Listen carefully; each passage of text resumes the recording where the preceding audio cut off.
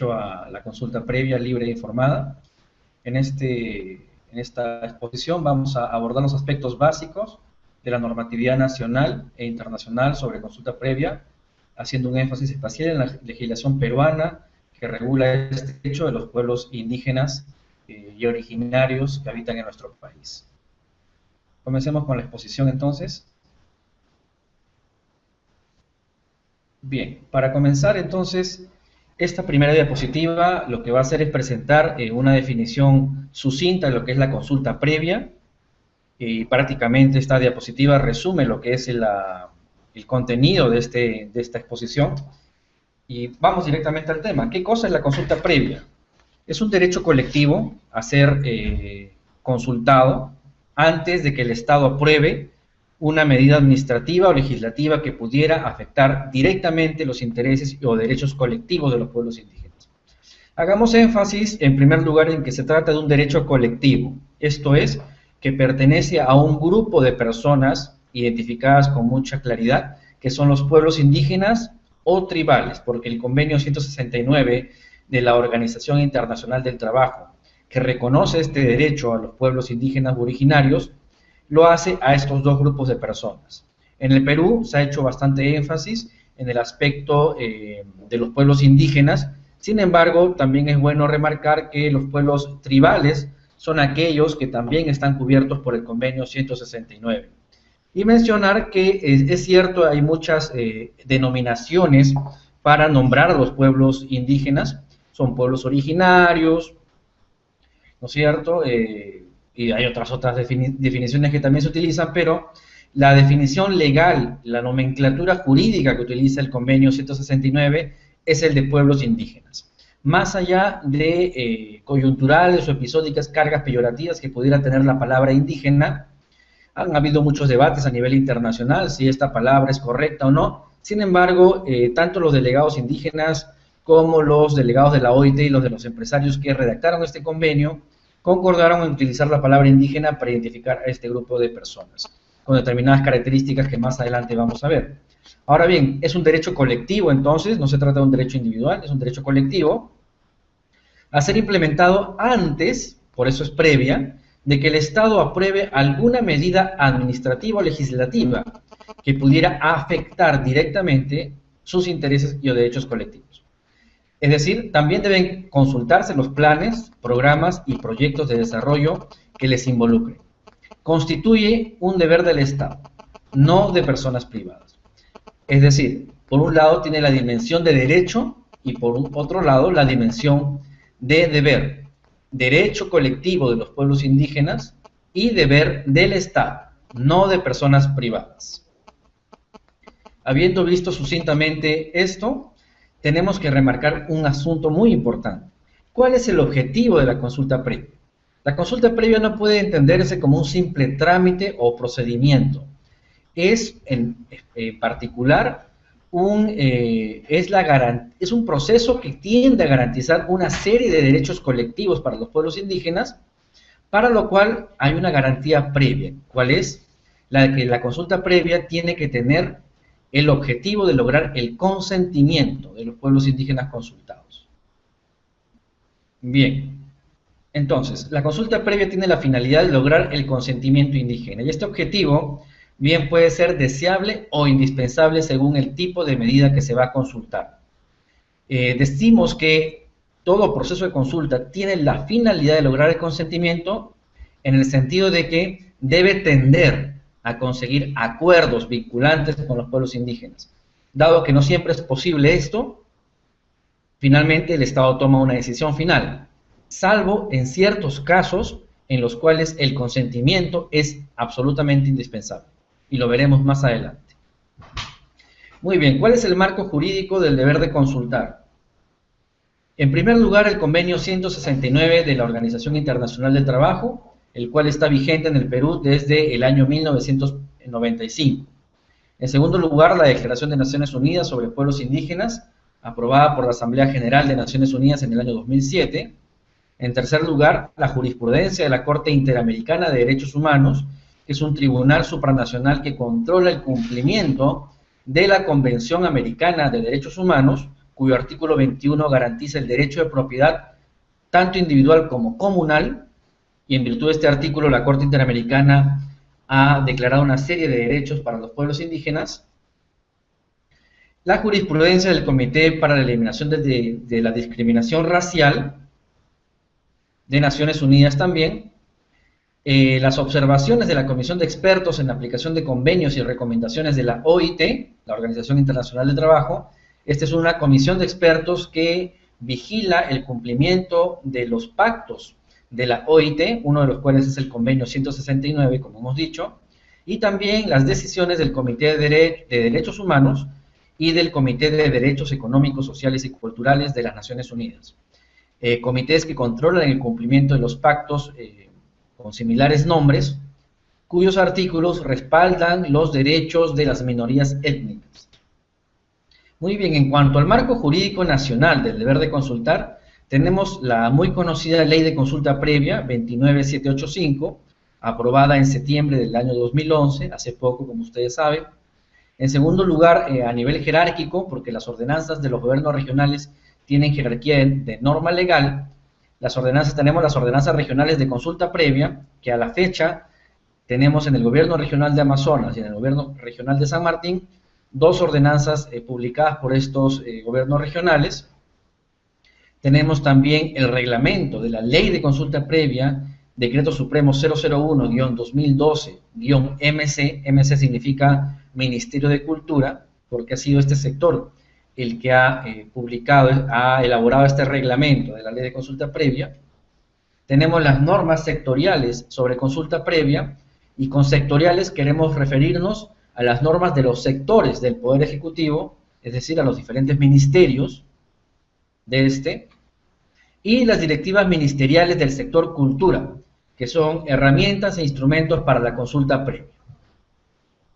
Continuando con el marco jurídico nacional del deber de consultar, tenemos en las normas sectoriales, vamos a hacer aquí un pequeño énfasis en el sector energía y minas, que es uno de los más relevantes en relación al tema de la consulta previa, aunque no debería ser considerado así, porque la consulta previa es un deber del Estado en todo plan, programa, política de desarrollo, medida administrativa o legislativa que pueda afectar a los pueblos indígenas, no solamente en el sector extractivo, sino en general, a toda actividad del Estado que puede involucrar intereses o derechos indígenas. Pero aquí vamos a hacer esta mención especial por el interés público que reviste, refiriéndonos en particular al sector energía y minas y al subsector minero. Tenemos que la consulta previa ha sido regulada por el Decreto Supremo 020-2012-EM de Energía y Minas y su anexo B de fecha 6 de junio del año 2012, así como la resolución ministerial número 003-2013-MEM/DM de fecha 9 de enero 2013. Estas normas lo que hacen es especificar cuáles son los actos en el subsector minero que deben ser consultados previamente y en qué oportunidad. Lo mismo ocurre en el subsector energía, el cual ha publicado la resolución ministerial 350-2012-MEM/DM de fecha 20 de julio del 2012, lo cual hace lo propio para el sector hidrocarburos. Ahora bien, continuando con el marco jurídico del deber de consulta, habíamos mencionado que existen una serie de directivas ministeriales emitidas por el sector cultura, es decir, el Ministerio de Cultura, dentro de cuya estructura orgánica existe el llamado Viceministerio de Interculturalidad, el cual es el ente rector de la consulta previa en el Perú. Ente rector significa que es la entidad pública que emite normativa, orientaciones e instrucciones para la implementación de la cultura de la consulta previa a nivel nacional. No quiere decir que es el sector cultura el que realiza la consulta previa a nivel nacional, no, sino que emite directivas, instrumentos y resoluciones de carácter orientador y también vinculantes para los demás sectores del Poder Ejecutivo y los diferentes niveles de gobierno, sea nacional, regional y local. Y estas directivas ministeriales lo que hacen es implementar diferentes herramientas e instrumentos para la mejor ejecución de la consulta previa a nivel nacional. Entre estas herramientas tenemos la base de datos oficial de pueblos indígenas, aprobada mediante directiva 003-2012-MC, la guía metodológica de consulta a los pueblos indígenas, la cual es una suerte de manual de cómo hacer la consulta pública, un manual dirigido a los funcionarios públicos y que ustedes harían bien en consultar luego de esta videoconferencia. Esta guía metodológica se encuentra en internet. Tenemos también el registro de intérpretes, que es una lista oficial de personas capacitadas en lenguas originarias para poder servir de intérpretes entre el Estado y los pueblos indígenas que están siendo consultados, establecida mediante resolución viceministerial 001-2012-BMI-MC y su correspondiente directiva, que ustedes pueden ver allí. El registro de facilitadores, que es una lista de personas especializadas en, como su nombre lo indica, facilitar, es decir, propender a la mejora y promoción del proceso de consulta previa para facilitarlo, eliminando los escollos que pudieran surgir entre las partes que se encuentran en diálogo, establecido mediante la resolución viceministerial de similar numeración, y el libro de registro de resultados de procesos de consulta, establecido mediante la resolución viceministerial 001-2012-BMI/MC. Finalmente, un módulo virtual de capacitación llamado el KIPU de la consulta previa. Son herramientas que el sector público ha de utilizar para poder implementar en sus respectivos ámbitos de competencia el deber de consulta previa. Y bien, ¿por qué se consulta a los pueblos indígenas? Siempre hay una pregunta en ese sentido. ¿Y por qué los pueblos indígenas tienen ese, entre comillas, privilegio o supuesto privilegio de ser consultados antes de cualquier medida pública que les pudiera afectar? ¿Cómo se identifica a los pueblos indígenas? Para poder remitirnos a la respuesta de estas preguntas, veamos el artículo primero del convenio 169 de la OIT. OIT, Organización Internacional del Trabajo. Dice el artículo primero del convenio 169. Este convenio es aplicable a los pueblos tribales, B, a los pueblos en países independientes, considerados indígenas por el hecho, es decir, más allá de reconocimientos jurídicos del Estado, basta el hecho que se constate en la realidad de que estos pueblos desciendan de poblaciones que habitaban en el país o en una región geográfica a la que pertenece el país en la época de la conquista o la colonización, o del establecimiento de las actuales fronteras estatales, y que, cualquiera que sea su situación jurídica, esto alude a si están nombrados en la Constitución Política del Estado o no están nombrados, a si existe una ley que los reconoce o no, es decir, al margen de que haya ley o no que los reconozca, conserven todas sus propias instituciones sociales, económicas, culturales y políticas, o parte de ellas. Quiere decir esto, no es necesario que el pueblo indígena esté congelado en el tiempo, como algunos pueden creer para ser reconocidos indígenas. Es decir, que si el pueblo indígena ya está utilizando un celular o está viendo televisor por cable, entonces ya no es indígena, o si su vestimenta es, digamos, la vestimenta que se usa en la ciudad ya no es indígena. No. El convenio 169 claramente establece que pueden conservar todas o parte de sus instituciones culturales, sociales, económicas y políticas, porque el convenio tiene una visión dinámica de la identidad cultural de los pueblos indígenas y no congelada en el tiempo. Y el segundo requisito es muy importante: la conciencia de su identidad indígena o tribal deberá considerarse un criterio fundamental para determinar los grupos a los que se aplican las disposiciones del presente convenio. Esto quiere decir que este es el criterio fundamental, porque si un grupo humano se reconoce como indígena, eso opera a favor de este grupo como una presunción favorable, que no debe ser puesta en cuestión más que si se tienen pruebas de que no concurren los criterios objetivos del párrafo anterior, esto es, de que no desciendan de poblaciones precoloniales y que no conserven en absoluto sus instituciones culturales, sociales o económicas originarias. La autoidentificación de un pueblo indígena es un criterio fundamental, por ende, para calificar a una población como tal. Ese es el llamado criterio subjetivo, al cual luego se le ha de sumar el criterio objetivo, que es preexistencia al Estado o existencia precolonial. Muy bien. ¿Y por qué se consulta? Entonces, ¿cómo se les identifica?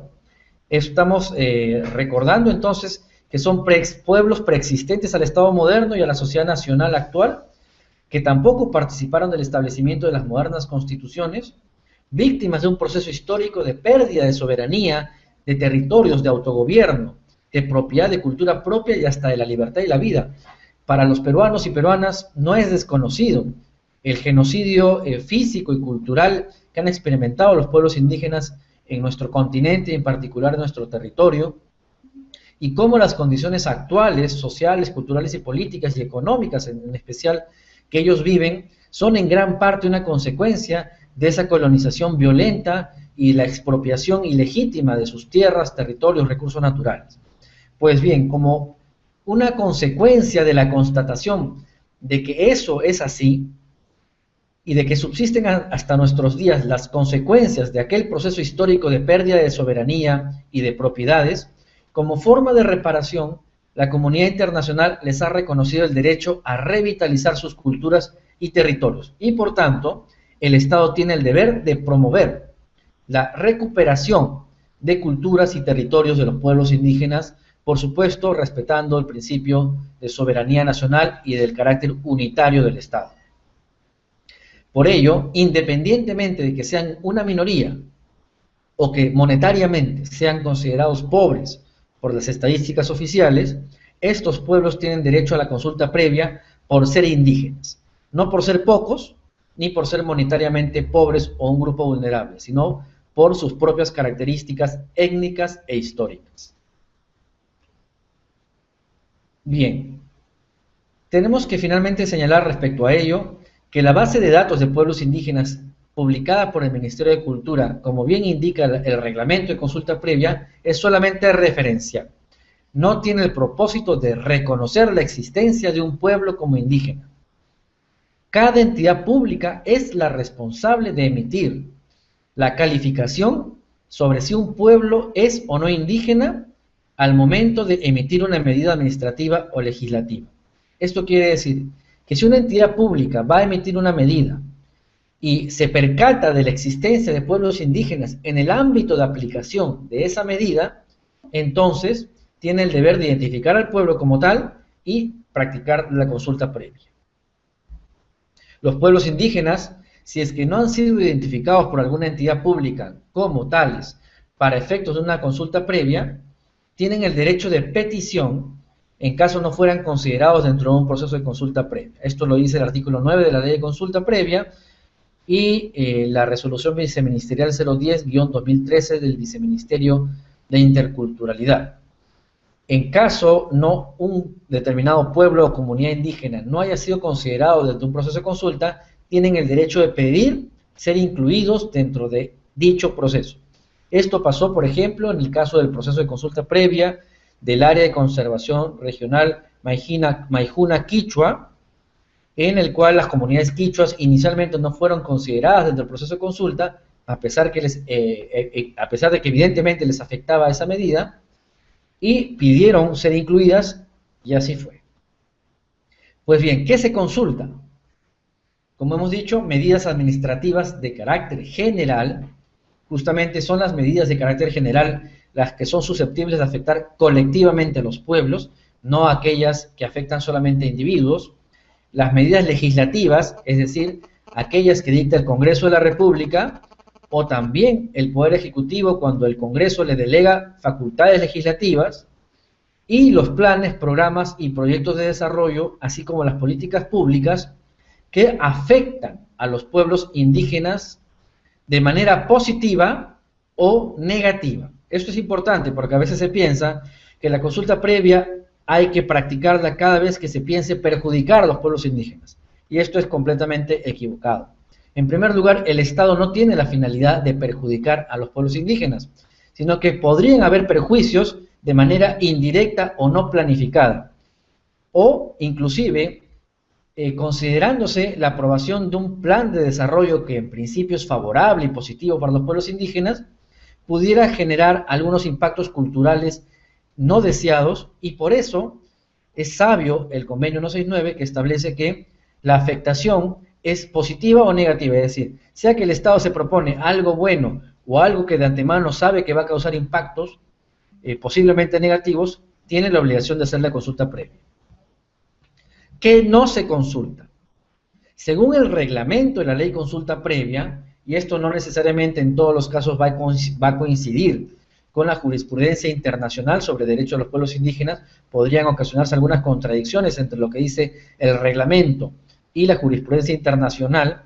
Hay actos que no se consultan. Por ejemplo, las decisiones que el Estado tome de carácter extraordinario sobre la atención de catástrofes naturales o tecnológicas, emergencias sanitarias, como por ejemplo la atención de epidemias, el control y persecución de actividades ilícitas, las medidas administrativas complementarias de otras ya consultadas, el reinicio de actividades que no impliquen variaciones y la construcción de infraestructura de salud, educación y servicios públicos. Estas son medidas que según el reglamento de la consulta previa no son sujetas a dicho proceso.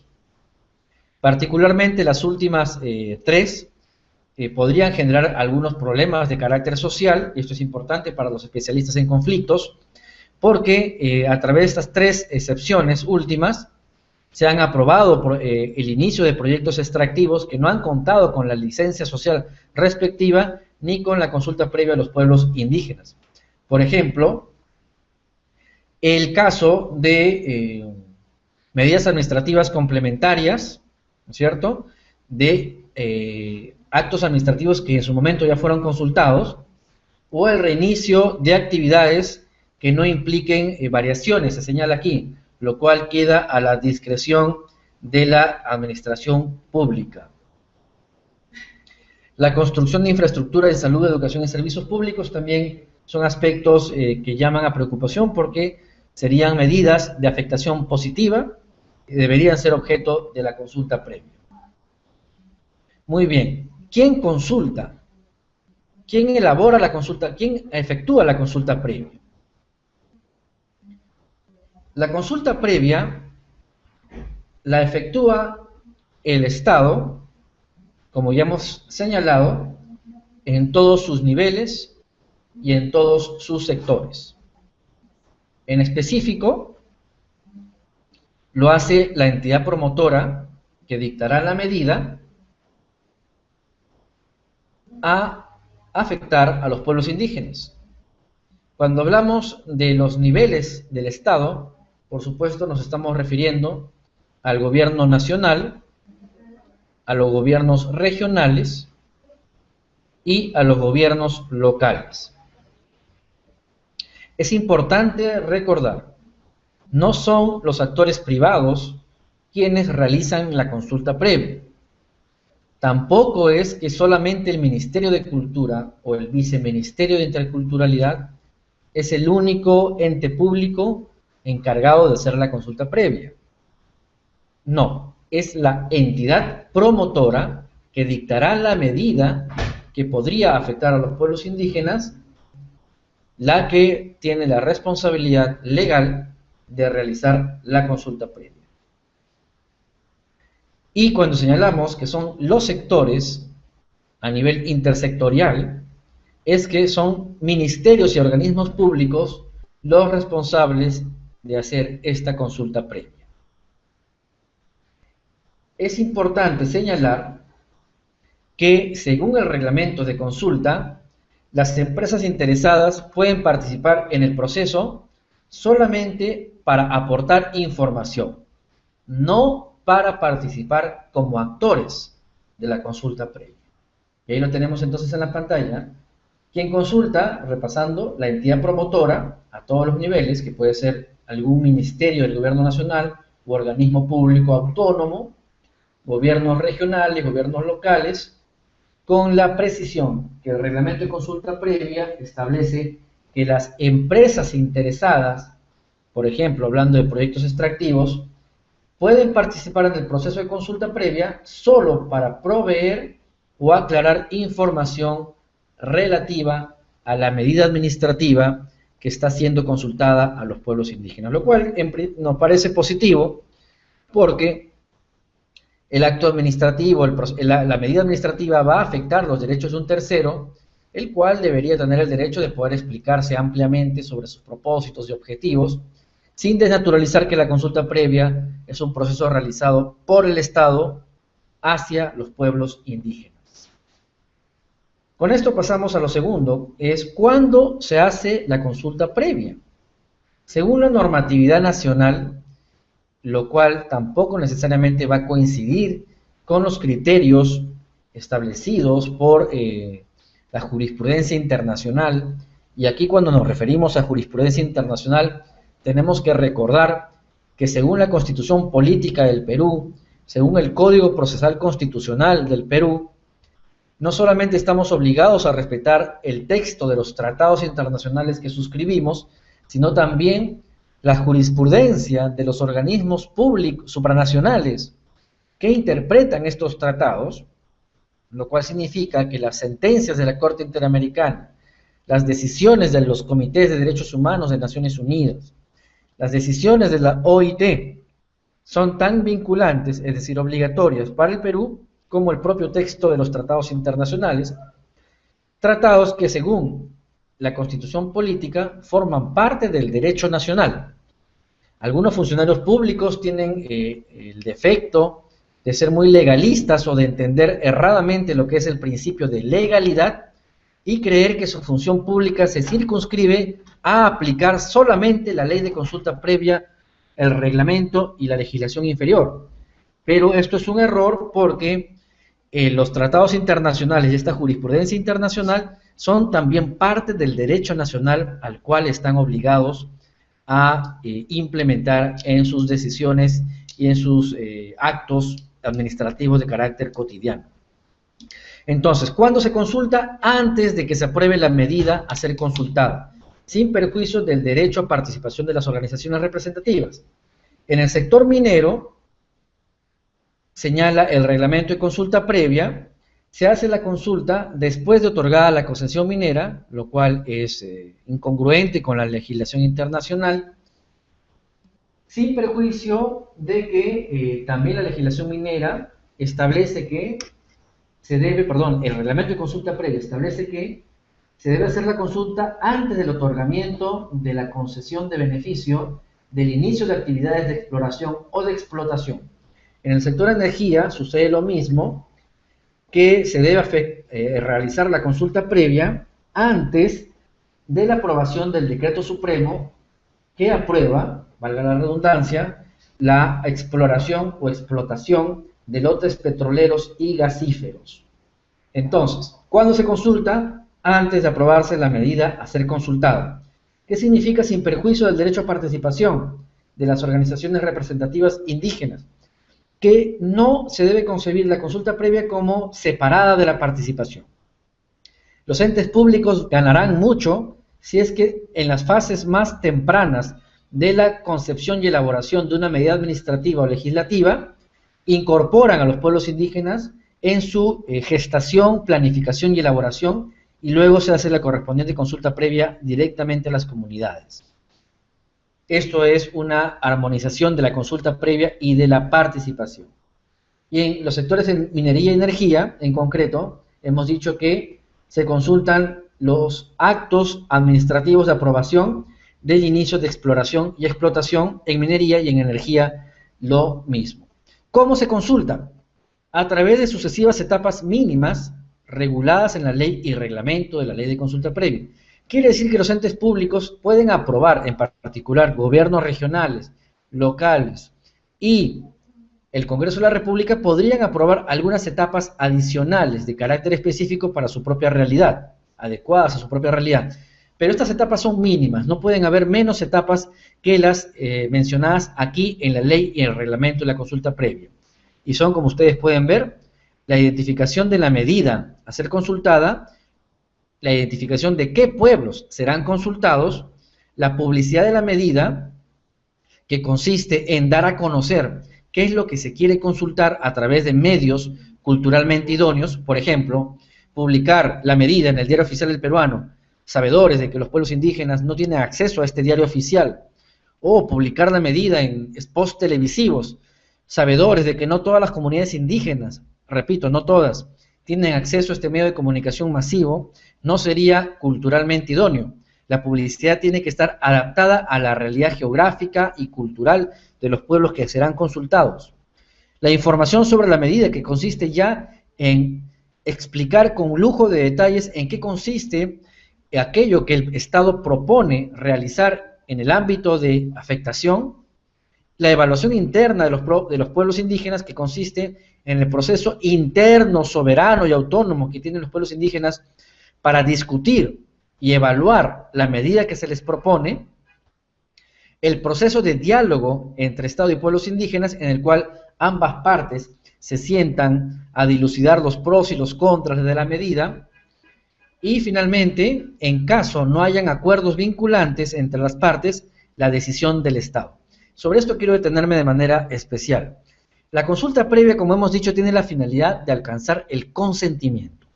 Esto es muy importante. No es un proceso burocrático caracterizado por varias etapas que debemos quemar rápidamente para poder cumplir el requisito. No. Es un proceso de diálogo intercultural en el cual el Estado y los pueblos indígenas tienen la gran oportunidad de construir la licencia social para las políticas públicas del Estado, que generalmente son elaboradas en gabinete y no cuentan con este elemento de adaptación cultural que solamente un proceso de consulta previa puede tener el beneficio de aportarles. El diálogo con los pueblos indígenas es indispensable y fundamental en la consulta previa y tiene que tener el objetivo de conseguir acuerdos entre las partes. Por eso el resultado de una consulta previa puede ser diverso. Puede terminar una consulta previa en el rechazo absoluto de la medida que se propone por parte de los pueblos indígenas, puede consistir en la aceptación completa de la medida, puede consistir también en una medida modificada, producto del diálogo entre las partes. El Estado propone una medida, los pueblos indígenas le proponen reajustes, modificaciones, y el Estado acepta esos reajustes y modificaciones. Y finalmente, si es que no hay ningún acuerdo entre las partes, finalmente es el Estado el que tiene que tomar una decisión final, pero esta decisión final jamás puede poner en peligro la subsistencia cultural y física de los pueblos indígenas, y esto incluye, por supuesto, que el Estado no puede aprobar proyectos que contaminen ambientalmente de manera grave y afecten gravemente la salud y la vida de los pueblos indígenas, ni tampoco puede tomar una decisión que afecte la vida y la salud de los pueblos indígenas. Esto es importantísimo porque algunos detractores de la consulta previa han criticado a este derecho como señalando que es una especie de derecho a veto de los pueblos indígenas, lo cual está alejado de la realidad porque no coincide con los términos del convenio 169 ni con ningún término aprobado internacionalmente. No es este el sentido de la consulta previa, de decir sí o no a algo que promueva el Estado, de vetar o no vetar una medida, ni por supuesto tienen aquí lugar estos epítetos que lo que hacen es más bien enrarecer el clima de diálogo social como antimineros, antidesarrollo o antiprogreso, que a veces se le endilga a las comunidades indígenas que muestran su desacuerdo con una medida que el Estado quiere aprobar en sus territorios. Nada de eso. La consulta previa es un derecho de los pueblos indígenas, por el cual ellos pueden garantizarse a sí mismos que el Estado respete ciertas garantías antes de aprobar una medida que definitivamente va a afectar y va a impactar a su vida colectiva, a sus familias, a sus hijos, a sus esposas, a sus hombres, a sus prácticas culturales, sus prácticas económicas. No olvidemos que se trata de pueblos que conservan en todo o en parte sus propias instituciones culturales y económicas y que medidas adoptadas sin interculturalidad podrían afectar gravemente esta continuidad, la continuidad de su existencia. Por tanto, la consulta previa es un derecho al cual ellos pueden negarse también, es decir, ellos pueden negarse a participar en un proceso de consulta previa, en cuyo caso el Estado tomaría la decisión que corresponda sin violar sus derechos. Pero cuando la medida pudiera afectar profundamente las condiciones de vida de los pueblos indígenas, entonces es obligatoria la regla del consentimiento. Es decir, el Estado no puede pasársela sin obtener el consentimiento en estos casos. Repito, por regla general, el Estado es el que tiene la decisión final en un proceso de consulta previa cuyo resultado no pudo incluir acuerdos entre las partes. Sin embargo, si la medida pudiera afectar profundamente las condiciones de vida del pueblo indígena a ser consultado, entonces el Estado está obligado a contar con su consentimiento, es decir, su aceptación de carácter previo. Esto es lo que dice, por ejemplo, el relator de Naciones Unidas sobre Derechos de los Pueblos Indígenas, James Anaya, en su reciente informe general sobre pueblos indígenas e industrias extractivas. El informe A/HRC/24/41, que se puede encontrar libremente en Internet, en el cual el relator James Anaya señala que lo siguiente: no hay duda de que, habida cuenta del carácter invasivo de la extracción de los recursos naturales a escala industrial, el disfrute de esos derechos se ve invariablemente afectado de una u otra forma cuando las actividades extractivas tienen lugar dentro de los territorios indígenas. De ahí se deriva la regla general de que el consentimiento de los indígenas es obligatorio para las actividades extractivas dentro de sus territorios. Esto se afirma en el párrafo 28 del informe que se cita allí, que ustedes lo pueden ver en pantalla, y señala en el párrafo siguiente, en el párrafo 29, mientras que la denegación del consentimiento puede bloquear los proyectos extractivos promovidos por empresas o estados, su aceptación puede abrirles la puerta.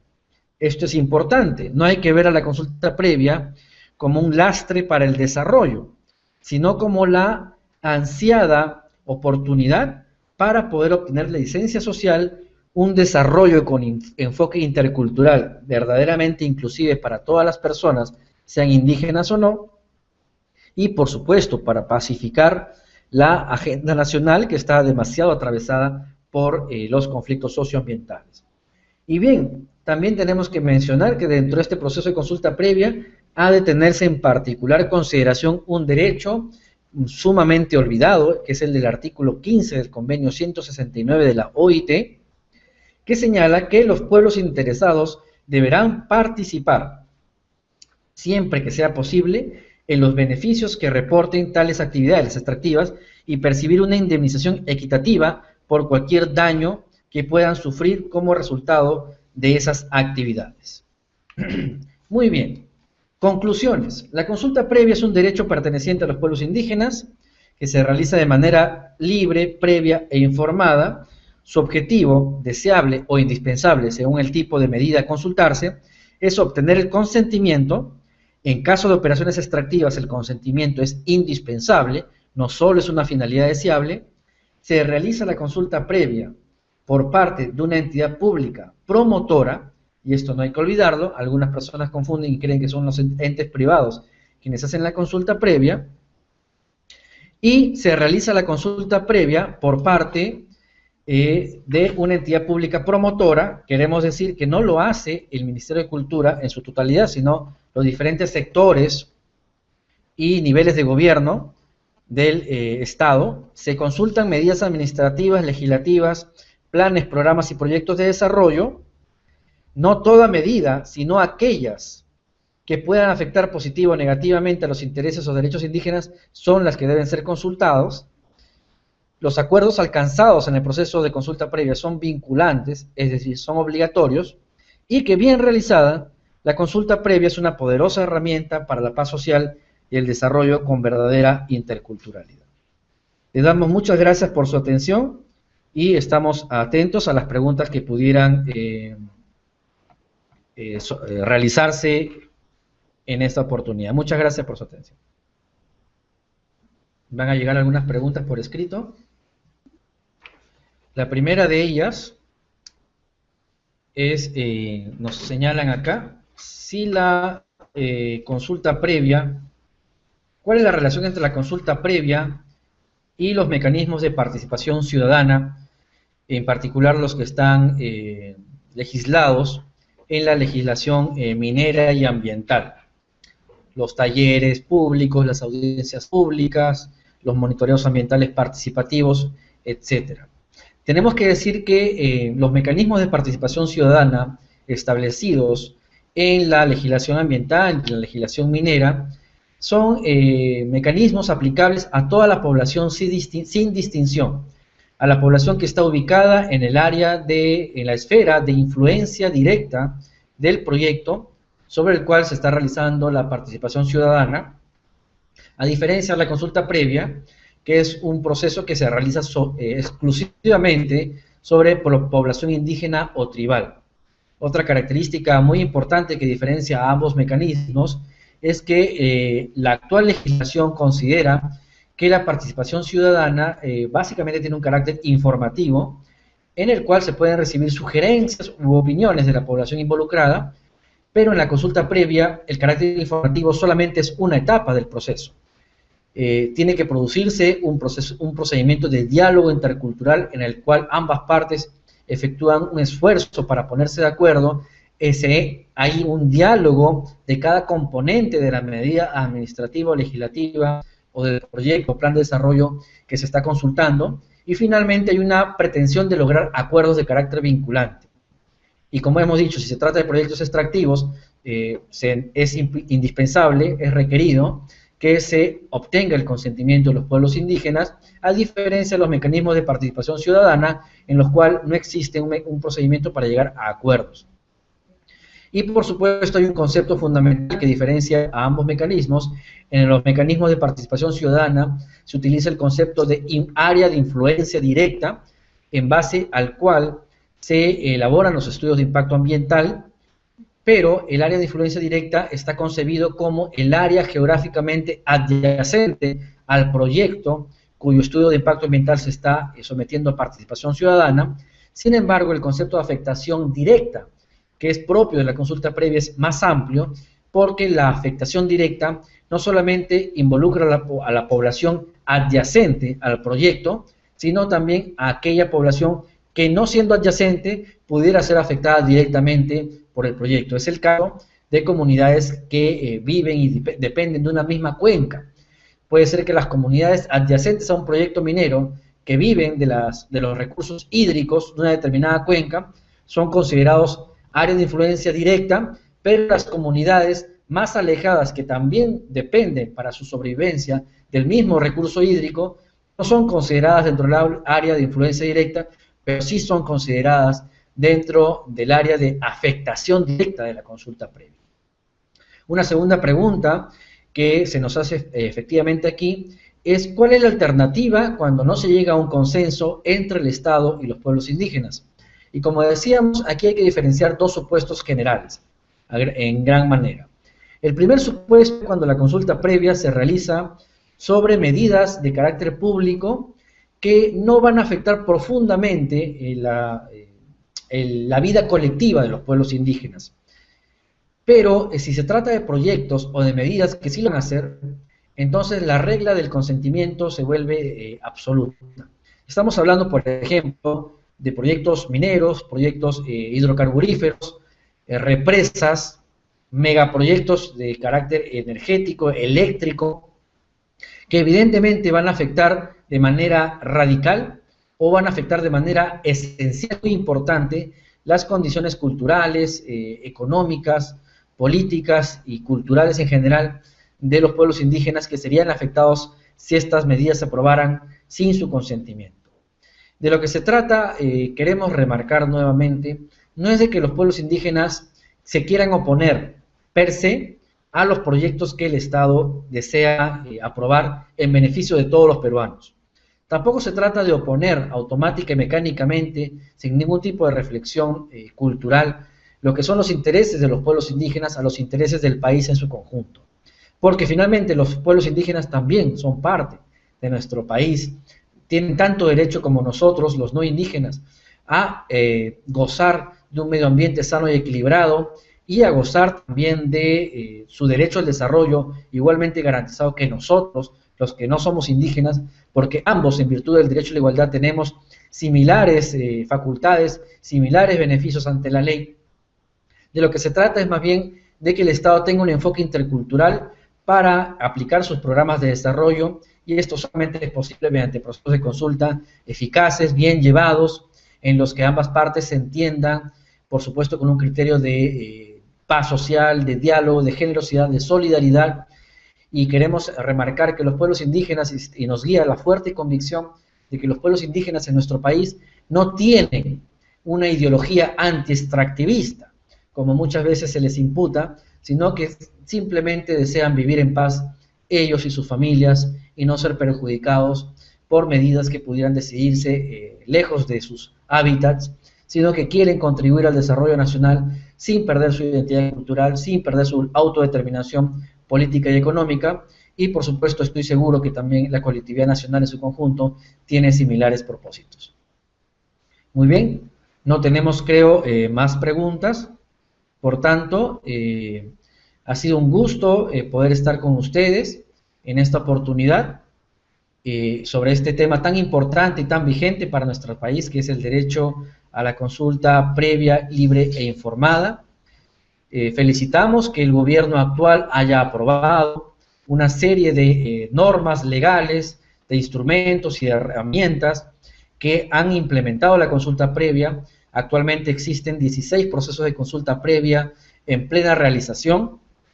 También no podemos dejar de expresar preocupación porque el subsector minero todavía no se pone a tono con esta voluntad expresada por el gobierno actual de implementar la consulta previa, y todavía se encuentra en una fase de no implementación y de incumplimiento de sus obligaciones jurídicas, de sus obligaciones constitucionales.